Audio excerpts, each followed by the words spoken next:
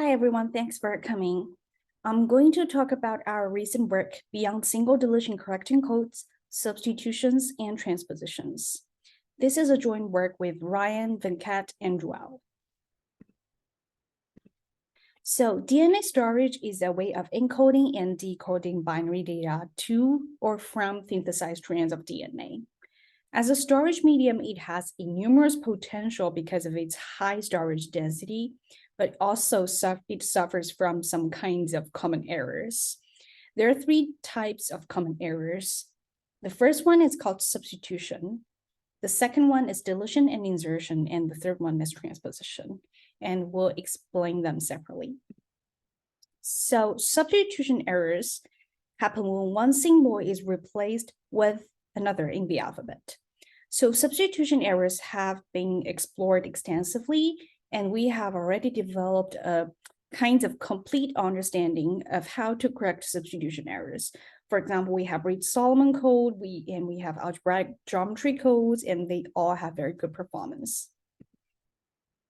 The second type is called deletion or insertion.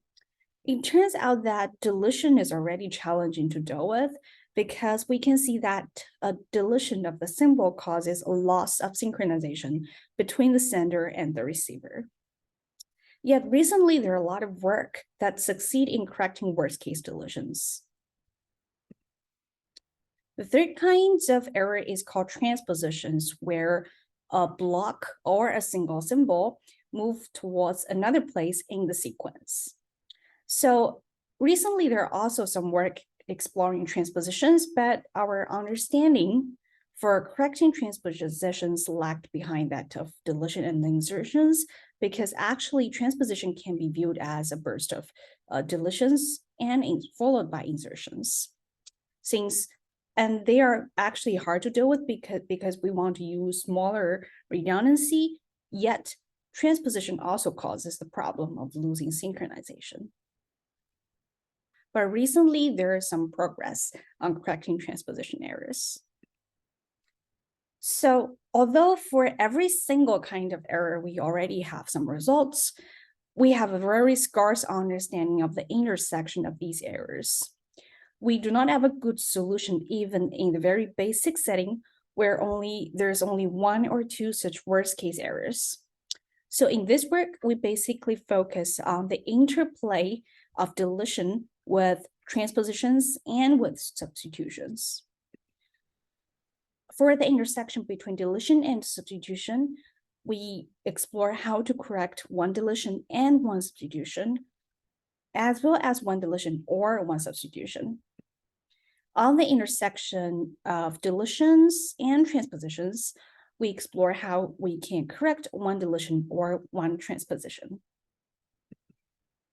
So here's a summary of our results. In this work, we give three constructions of codes. The first one is a QRA code with log n redundancy that corrects one deletion or one substitution for QRA alphabet, which we also refer to one deletion or one substitution as an edit error. Moreover, we give a binary code that corrects one deletion or one adjacent transposition, which maps a 0,1 to 1,0 or vice versa, with a redundancy of log n plus log order of log n. These two results are optimal up to a log n factor, since actually the redundancy necessary for correcting one deletion is already log n. Moreover, we give a binary least decodable code that corrects one deletion and one substitution of redundancy for log n. This code has a decoding list of size 2. Recently, there is a subsequent work by Song Cai and Yu Guyan that constructs a binary code correcting one deletion and one substitution with redundancy 3 log n of list size 2. So in this talk, we're going to focus on the first construction, which we correct one edit error with nearly optimal redundancy except for a log n factor. For simplicity during the talk, we will just focus on the alphabet of size 3, but the approach can actually be generalized as to arbitrary alphabet size q. So in our construction, we use a weighted variant of the VT sketch. In the rest of the code, we will first introduce VT sketch and show how it works for a binary alphabet. And then we will see what is a general generalization of VT sketch to the ternary alphabet and why it fails. Finally, we'll see how we can fix the issue with a weighted VT sketch for ternary alphabet, and this weighted VT sketch can be generalized to arbitrary alphabet size. So VT sketch was first defined by Vashimov and Tenengaltz in 1965. It is the sum of the index I times the bit at index I. Leveshin showed that this sketch corrects an arbitrary edit error for a binary alphabet. Now let's see how it works for binary alphabets. So for substitution, let's consider the example of x of length 5. So the VT sketch of this x is 8. Now let's see how we correct substitution. Imagine that after one substitution, we received a string y with the VT sketch of x. I'm giving the x string in gray because we are not supposed to know it for decoding, but we put it here just for comparing the VT sketch. To decode, we first compute the VT sketch of y, which gives us 12. It's larger than the VT sketch of x, which means that the error substitutes a 0 with 1. Now let's see what it means of fy minus fx. So since the sum of all positions except the substitution error should cancel out, we get that this difference between the two VT sketches actually directly gives us the position of the substitution. So we can directly recover x. So now we're good with substitution errors. Now let's see how we correct one deletion. Still, let's say y is the string we receive after one deletion from x. We compute the VT sketch of y, which is 4. Still, we compute the sum of the difference of the VT sketch. So this sum between the deletions cancels out, and the sum after the deletion accumulates. So the difference in the VT sketch actually gives us the sum of the bits after the deletion plus the position of the deletion times the bit being deleted. Now to decode, we can just try every d and check if it gives us a valid answer of xd. For example, we begin with checking if d is 1. If d is 1, then we get that xd should be 3, which is impossible. So we move to the next position. And after a most linearly number of operations, we try this one by one till we reach the position of d equal to 4. And we get that, okay, the bit being deleted should be a 0. And we recover the string x. It can be shown that this gives a unique decoding of x. So for deletion, we're also good. And VT sketch indeed corrects one edit error, which is one deletion or one substitution. Although the value of fx can be as large as order of n squared, the change of fx minus f1 differs by at most n. Therefore, we only need to use log n bits to represent the sketch. And we can decode the x with a received string y and the VT sketch. Now let's see how we generalize VT sketch for ternary alphabets. Before we move ahead, we want to mention that there are indeed simpler and nearly optimal generalizations of the VT codes to Q-array alphabets that correct one deletion or one insertion. But these generalizations fail to correct one substitution. So we are generalizing the VT sketch in a different way. So still, we assume that we use the VT sketch, that is the sum of the index times the symbol at index I. Let's say we have a string x like this, and the VT sketch of it is 24, if you just choose to believe me. And then let's first see how it corrects a substitution.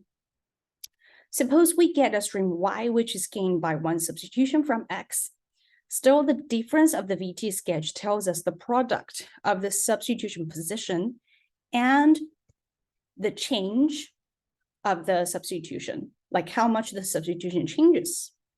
However, since now we have more choice in the alphabet, there are more possibilities.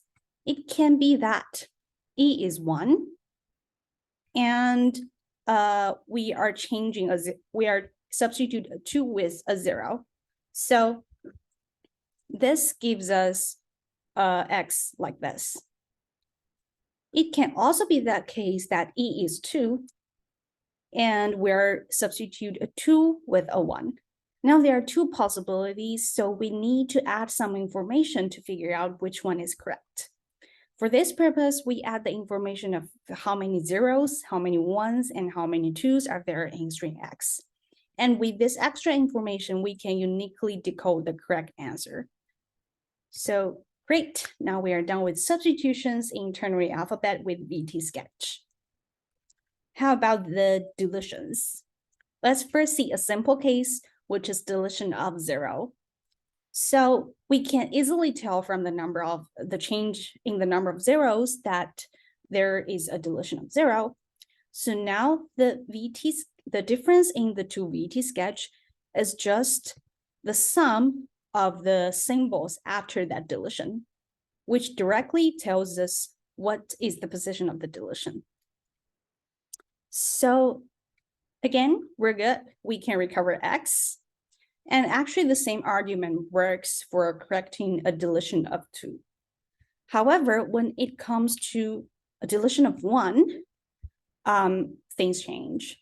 So let's see why it fails for correcting a deletion of 1.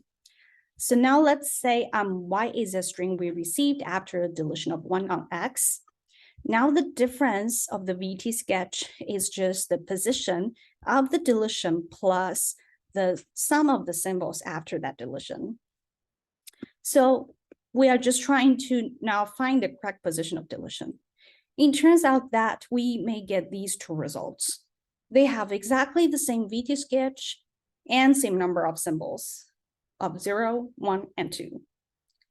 So actually VT sketch fail in the situation where there is a long chunk with average 1. To see this, know that between these two possible positions of deletions, this is a chunk of size 2 and average 1. So the sum of the symbols after deletion differed by 2 in these two strings, and the difference in the deletion position compensate for the difference in the sum. So actually this compensation will happen whenever there is a chunk with an average 1. Because this average 1 chunk compensates between the two parts of the sum, and we will get the same result, no matter we insert this 1 at the beginning of the chunk or at the end of the chunk. Know that if this is all 1 chunk, then we don't care. It yields the same result no matter where we insert a 1 at the end of a sequence of 1 or at the beginning of a sequence of 1. So we are basically caring about a chunk with average 1, yet it is not an all 1 chunk.